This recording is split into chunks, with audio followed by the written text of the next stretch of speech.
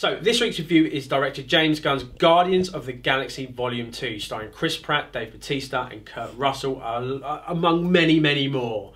So set to the backdrop of An Awesome Mixtape 2, Guardians of the Galaxy Volume 2 continues the team's adventures as they unravel the mystery of Peter Quill's true parentage. So we're saving the galaxy again? Yep. Awesome! We're really gonna be able to jack up our prices for two-time galaxy savers. Yes!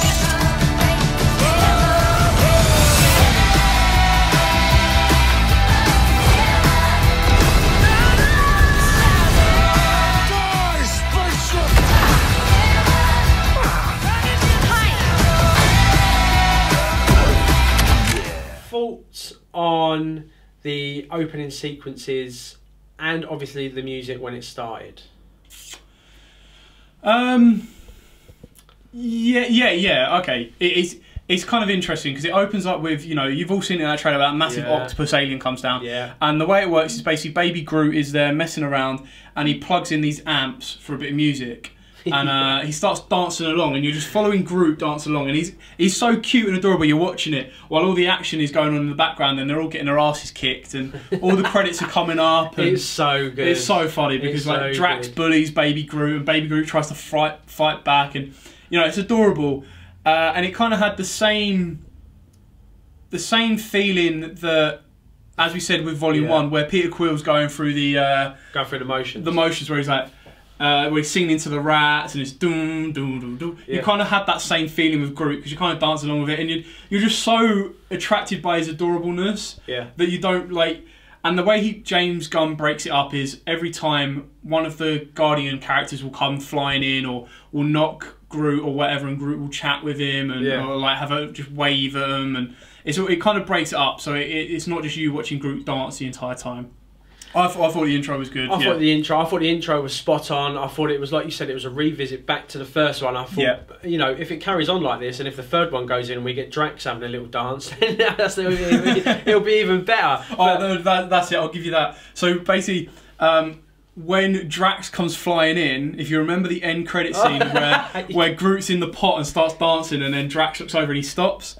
Basically, Drax gets hit back by this alien and lands just behind Groot. Groot stops dancing and Drax looks at him. And then Drax moves away and he starts dancing again. I was like, that is a really nice nod to the end of the first one. Oh man, it is a great nod. And it was, to me, if it was so subtle that kind of if you didn't watch the first one or you was thinking it's just one of them things, I loved it. But let's move on, guys, because that time, like we said, that beginning sequence, it sets it. It set you up for what was just a roller coaster. So going on from there, you know, everything. I mean, visually, Dale.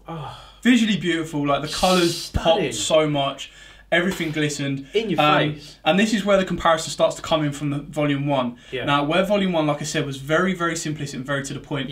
This Volume 2 could have very easily been Volume 1 in the sense that this was the origin, this was the storyline, this was the filler, this was all the information that people probably needed or wanted from the first one that they missed out on. So there were points where it got a bit droll because it was just like story without the action. But because it was so compelling, you were listening along with it. And whereas the first one was little bit action, this was huge chunks of story. You need to pay attention, you need to listen. Yeah, you do. Heavily need to pay attention. There were a couple of lovey-dovey parts which was fine, but I was just like, why? But this, you was bound to get that from from Chris's character and Zoe's character. You know, you was bound to get the Star-Lord and everything coming together. This story was kind of gelling them together a bit more, and this is what I noticed with this film is they were trying to gel the characters a bit more, so they were trying to give you more background to the characters. So they want to be La Familia. They want to be the next Fast and the Furious. But this is what I mean. This ain't, by the way. Don't scrap that tone. That's and a bin. This is much better than that. So to me, to be quite fair, everything in a nutshell is of bringing them together. I mean, what the comedy for me, they upped the comedy. What I'm trying to say is, do you think it was too much? Do you think it was too much at times, or do you think it was just spot on every time it come up? It made me laugh, so it couldn't have been too much. But I think because it was such a dramatic, not a dramatic trade, because it was such an uplift from the first one. It was basically like, let's make Baby Groot adorable and funny. Let's make Drax funny. Let's make him a lot more comical. Let's get him there. But I think what the issue they did with Drax is they made him like, you got his personality. Yeah. So I think that's the only way they got away with it. Is what made us laugh was him being serious. It was his personality coming out. Oh yeah. It was his general, not stupidity, but his general understanding of the world. Yeah. Exactly like the catching the metaphor over his head kind of thing. It was his personality, which is why it worked, and you could kind of just about get away with it without it being too much. Too much. I mean, I thought everything was spot on. I mean, the storyline, you really had to pay attention because it was so deep in story at some points that you were kind of like, oh, I mean, pay attention just in case any of those eggs popped out. Yeah. Everything for me, even the Ravengers, I thought they were brilliant. Stallone's cameo was very nice. It was nice. It was subtle, and I thought it was relevant. Some cameos could be like, oh, there's Sly. Yeah. Oh. But no, it was relevant, and I thought it was good, and he played it well. Yeah, like the smaller part he had, there was a short, scene, simple. There was a scene, wasn't there? Where so this is where we touch onto the backstory of Yondu. So Yondu plays a massive part of this. We're not going to give any spoilers away. No, well, this is going to be a spoiler-free review for you guys to go and enjoy the movie. But basically, Michael Rooker plays Yondu amazingly well, and fair play to the guy. And it dives into Yondu's backstory. So it's not just the Guardian's backstory you get to know; it's also Yondu's.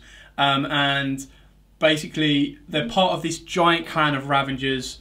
And Yondu's is just a little clan. Yeah. And Stallone is kind of like the leader of it all. He's kind of the linchpin. And in one of the end credit scenes, yes, we now can confirm there are 5 end credit scenes. We will get to them towards the end of this. That loads happens. So, all the cameos were perfect. Yep. I thought the visuals were very, very beautiful, very, very stunning. I thought the action in it, again, was very good. But there were droll parts with the story. Oh, the story, but it was needed. It was needed. I accept that. It was absolutely needed. I loved it. I loved visually. The visuals in it were stunning. Where we went from basically spaceship and everything like that, from the spaceship, and then even to obviously planets and stuff like that. Without giving too much away, planets, ego, and all stuff ego like that, and stuff like that. Well, absolutely awesome. Depth and field, everything. I just loved. Like Doctor Strange, my eyes were everywhere at different points of the screen. Very well treated. Rocket had a bit more to do in this, which I loved. Obviously, there's a scene where all I'm going to say is he sets traps. That'll set you up. You've seen the bits in the trailers. He set traps for Ravengers and stuff like that. Yeah, that scene was well orchestrated and well done. It's more about like the Guardians being split up. It's more about them learning, and it's more about you learning about them, getting to know them a bit more. And I think again, James Gunn delivers. It doesn't have the surprise factor that the first one has. It doesn't have the let's ease you in kind of moment. Like this is the part where you have to pay attention. So it's not going to be perceived as good as the first one. No, it's I'll be very, very surprised if anyone can go in there and say this is better than the first one straight off the bat without thinking about it. Yeah. Because I think you need time to digest it and you need to look at it in a different light from the first one. The first one was surprise factor, action, get to know them on base level. This one is, here's a bit more meat on your bone. Here's a bit more for you to know about these characters. Here's a bit more for you to go, oh, I know why of that now. I get this now. Yeah, and exactly. The best thing about it is, it wasn't littered with Easter eggs. Oh, no. It wasn't like, here's this, here's that. It was, this is your focal point. This is what I want you to focus on. When I want you to see an Easter egg, I will put it there in front of your face for you. There was one Easter egg which come up, I'm not going to say, because guys, if you see it, put it in the comments below. And this thing popped up twice. And I was like, yes, love it, bosh. And I'm hoping future, there may be something coming about of it. Dale's now thinking, what the heck are you going on about? We will chat with this off camera. He doesn't get these spoiler things. He just tries to do everything too secretly. He does. You know, your standard Stan Lee cameo as always, and again that has a nice little nod to the rest of the Marvel universe with the characters that appear in this nod with him.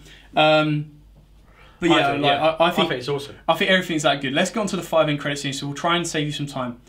All the 5 end credit scenes are not that relevant. They're not relevant. They're not relevant to future Marvel films. There's one that has a connection to a future Guardians of the Galaxy film. The rest are just little nods and little comical moments. So we'll give you the only one that I'll touch on is the relevant one, purely because some people that don't know might need a bit of a understanding to it. So Yeah, go on. The whole idea, the reason this story, the movie goes for it, is Rocket steals some batteries off of the planet they've been told to protect. Yeah, exactly. And basically at the end, they've been trying to kill the Guardians of the Galaxy, and right at the end, the main queen, I can't remember her name, Katrina I think it is, something like that, is sitting there, she's talking to one of her disciples, and she says, oh, we've got, I've created this thing that's going to make the High Council's perception be absolutely fine with what all the resources I've spent trying to kill the Guardians of the Galaxy. And you see this giant gold sarcophagus, and she goes, I'm going to call it Adam.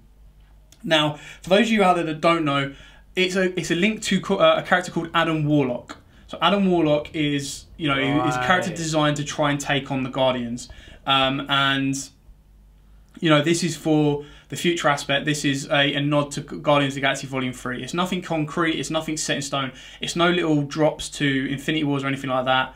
It's just purely to say we've still got stuff coming. I think to be quite fair, Adam could be dropped in anywhere. I think it could be. Yeah. It is what it is. I mean, for me, the end title scenes were totally pointless. I was kind of... They weren't pointless. Some of them were funny. Some of them were okay. But they're not... If you're up at midnight and you're like, I've got to get home, you're not missing anything. You're going to be like... They're just little chuckle moments. I like them, but I just thought... This is what I thought. I thought I was going to go in there, get a couple of little jokey ones, nod to obviously what was going on in the film and the Guardians lot. Then I was going to get... maybe a little touch on maybe Infinity Wars or it's basically for Ragnarok. It's a way of Marvel saying, how do we get people to sit through the credits, and this is how they've done it. Yeah, exactly. Let's get 100% running time. Anyway, the film's very, very good, very, very colourful. Characters amazing again. Soundtrack was awesome. Soundtrack again on point. It was there. It was solid. Absolutely solid.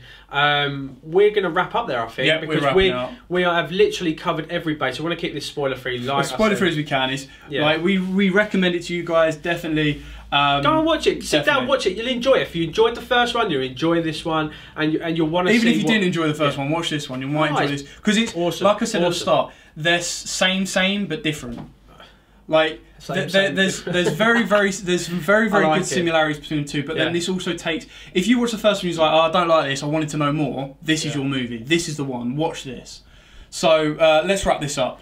Right, let's go for it. Right, like we said, I'll tell you what. I scored first. You scored first last one, so I'll score first. Go. I think it's a solid 8. It's very good. Characters are good. I just felt that at points where the storyline did roll a little bit, and it's like, right, okay, fine. I accept it, but it did lose my attention. Again, if this doesn't seem like a type of film like the first one where I'll put on one every 3 months. This is probably a one every 6 months, one every 4 months kind of thing.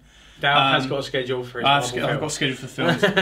So yeah, for me, a happy, clappy, solid 8. I'm going 7. Yep, that's fine. I mean, I'm currently in that place where I gave an 8 to obviously the last one. Gave an 8 to the first one, and then obviously a 7 to this one because, like I said, the story you have to pay attention to, whereas the other one I didn't have to pay attention, but I still got it.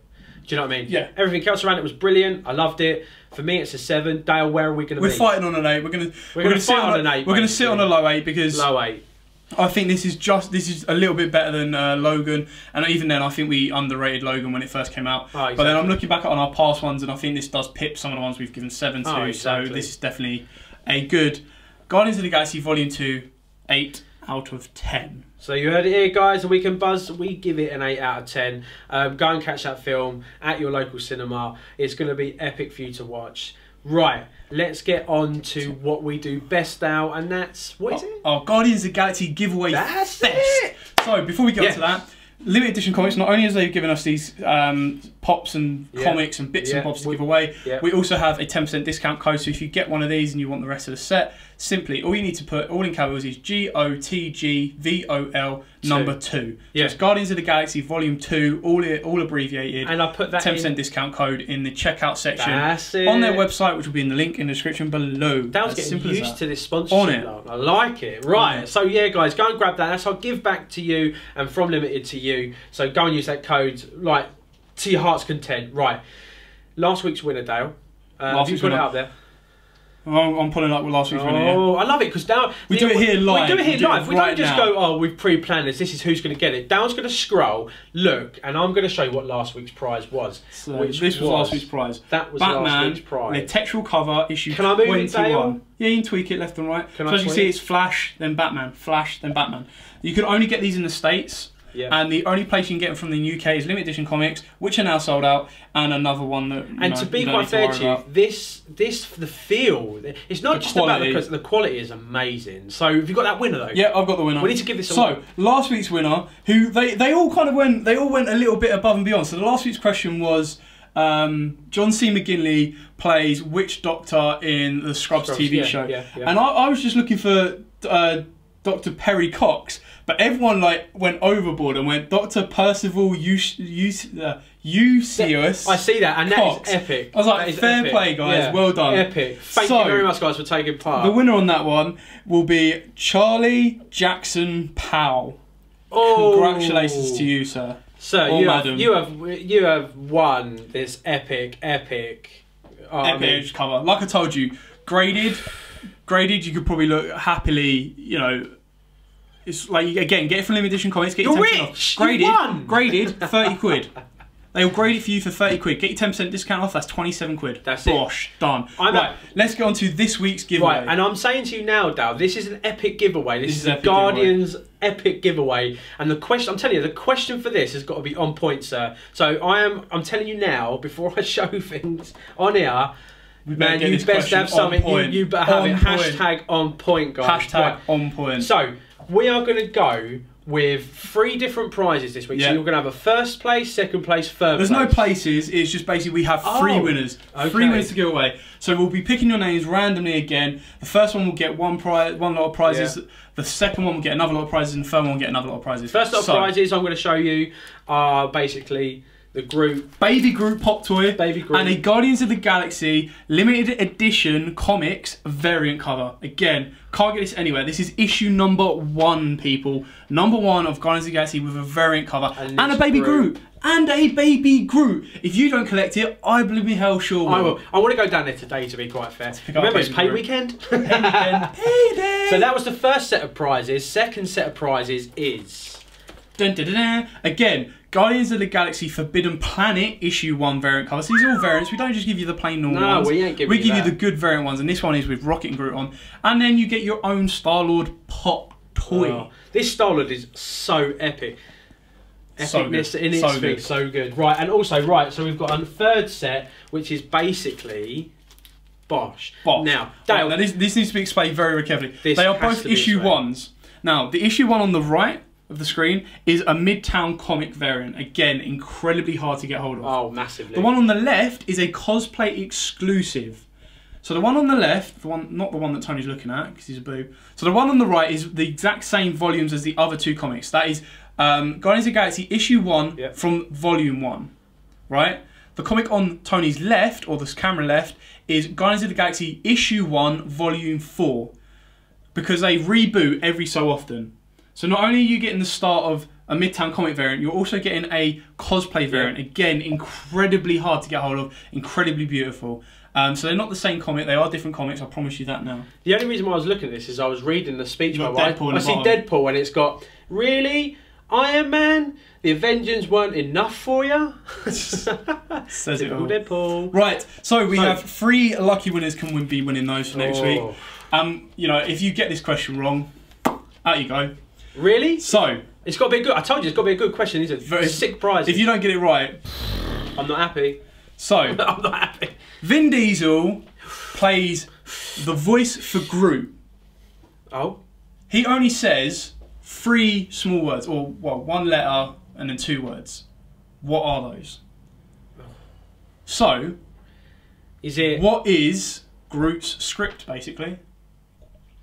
Is it Vin Diesel rocks? Vin Diesel rocks. Yeah. No, never mind. So, let's get it in order question. Let's go. Go on down. What does Groot say in the movie? Yeah, what is Groot's phrase in the film? Either way you go, that's better. What's Groot's phrase in the film? Groot's phrase? Phrase. Give us that answer in the comments below, guys. I am Boot. That's it. I am... I am Boot. I am Suit. I am Vin Diesel. I am Root.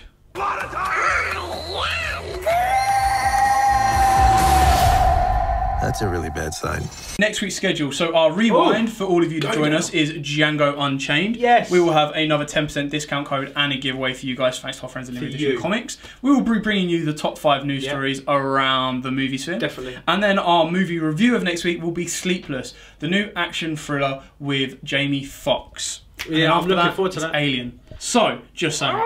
And join us back here for the winner of the Guardians giveaway fest. Yeah, so don't go anywhere. Please don't go anywhere. Don't go anywhere. So, thanks for watching. Yeah. You've been... I've been Tony. I changed it up and you know He's changed it up for me. I'm Tony. I'm Dale. We will see you all next week. See you all next week. See you later, guys.